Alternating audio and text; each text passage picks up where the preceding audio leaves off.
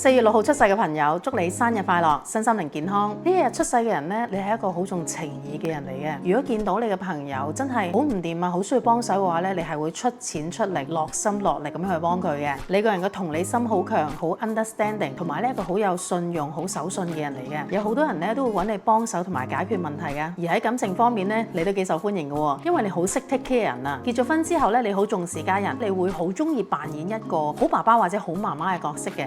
但係有時咧就會將自己一啲諗法啦強加於屋企人身上喎。你應該要係點做嘅，有少少操控嘅感覺嘅。而性呢一樣嘢咧，你會比較怕醜少少啊。可能你亦都會覺得呢一個係一個義務嚟嘅。如果我係佢嘅妻子又或者丈夫，佢需要嘅話，我就應該要俾佢嘅。咁喺性呢方面咧就會比較難 enjoy 少少啦。而工作同埋財運方面咧，你會比較適合一啲真係幫到人嘅工作，因為你對錢銀咧唔會揮霍啊，你自己唔會話好大使嗰種嘅。但係有機會咧，啲錢咧就會借晒俾你嘅朋友啊、你嘅兄弟咁樣喎。而呢一方面咧，你亦都會注意嘅。呢一個咧，亦都係你漏財嘅位嚟嘅。而你嘅生命課題係啲咩咧？為自己嘅決定去負責。任何嘅決定都好咧，你都會覺得我考慮晒所有嘢，我都係為咗成個屋企人，我先做咗咁嘅決定嘅啫。可能我唔離婚，我都係為咗啲仔女做呢個咁嘅決定啊。考慮別人過多啊，將個責任俾翻自己，自己為自己做翻個決定嘅話咧，你嘅人嘅生命同埋生活咧都會舒爽好多嘅。